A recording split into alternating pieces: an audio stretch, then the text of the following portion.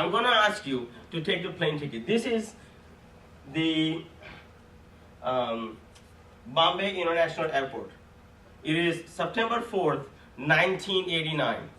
Me and my parents have waited 9 years to get our visas. 9 years. 9 years later, me and my parents were sitting at the sorry, I have a really bad cold. At the Bombay International Airport. While we are sitting over here, and we are waving goodbye to our family, we had over 20 family members at that place. And they're saying, we are having a great time, we've been there since the morning. It's around 7 o'clock at night, and now we are saying goodbye to our family, because it's time to go in. See, we go in that way. When we go in to the security gates, all right, first, there's 2 air hostesses who welcomes us. We go into the plane, and I see maroon carpet, beige sidings, and I love this part, the cabinets. I thought that was the awesomest part of the entire plane. Okay? And me and my brother, we are fighting down this lane. We are trying to look for a window seat. We are fighting for the window seat. Now, we mutually agreed, sort of, that I will take the window seat first. Okay? Okay? So as I take the window seat and I'm sitting down, waving goodbye to my family, right, at 9 o'clock, we are sitting in the plane and we are enjoying the plane. We are playing with the knobs and all these things, right? Just having a good time as kids. I was 16 years old then. Our plane finally goes on the runway. And then it's at 9 o'clock, it's supposed to take off, and it doesn't. At 10 o'clock, doesn't take off. 11 o'clock, doesn't take off. 12 o'clock, doesn't take off. Okay? 1 o'clock, it still is not taking off. Finally, at 1:30, plane takes off. At night, this is AM. 1:30 at night, plane takes off. 8 hours later, we land at the London Heathrow Airport. You know what happens 8 hours later when you land at the London Heathrow Airport? You are in amazing view. First, I walk into this. Now, the Bombay International Airport, let me just tell you, it was nowhere close to as good as it looks right now. There was a recent picture, okay? That was good, really good.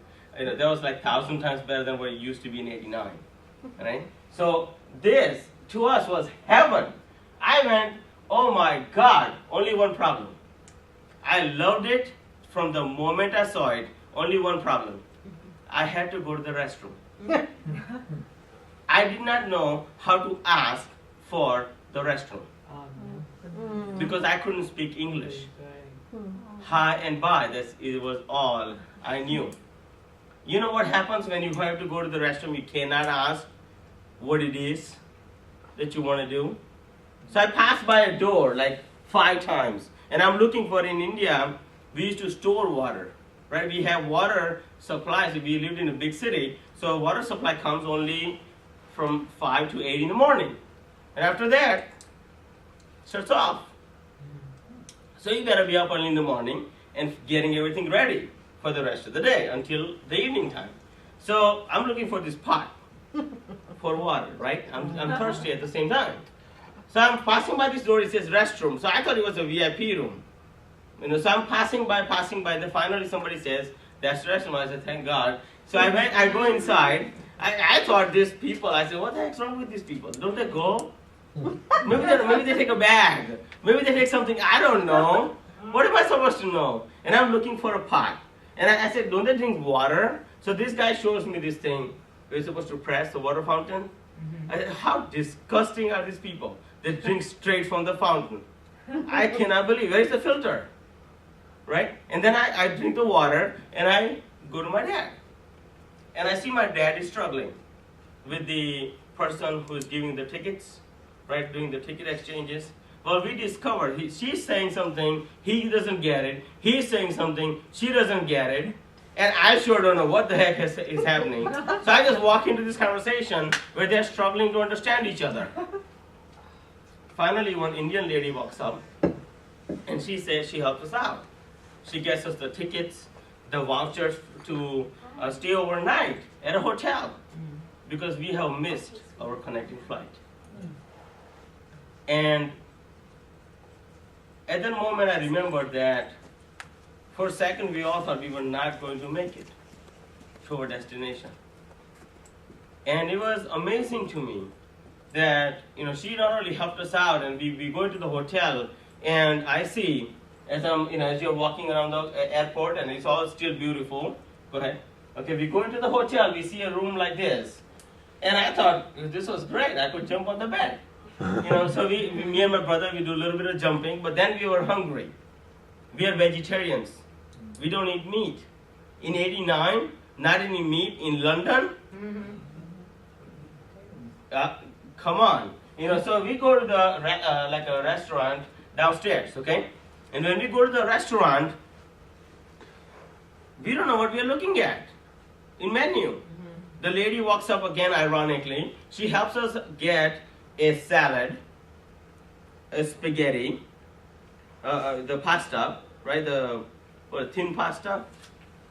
And she helps us get a bread roll.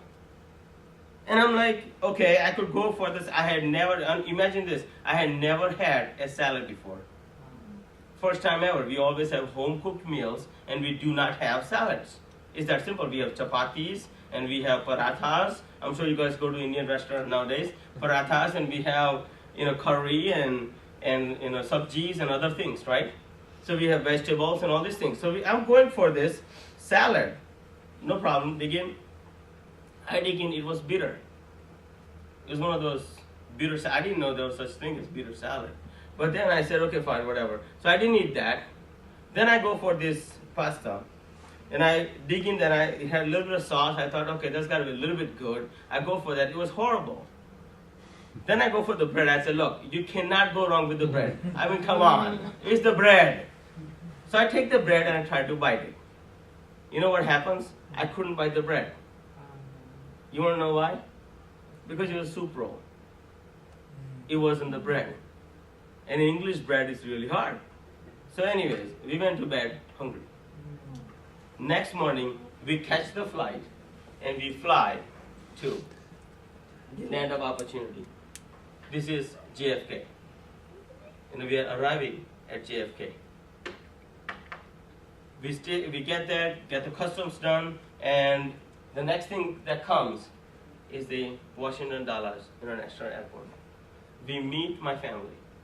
The reason I share this story with you is because many of the business owners in 2008 and 2001, when the market crashes happened, especially small to medium-sized business owners felt the economic blow.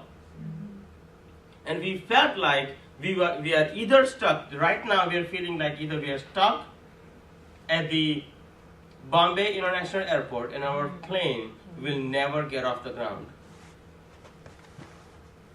Or our plane took off and we have landed at the London Heathrow Airport. We went, wow, I made it, I arrived. And then we are feeling like we are stuck. We are scared.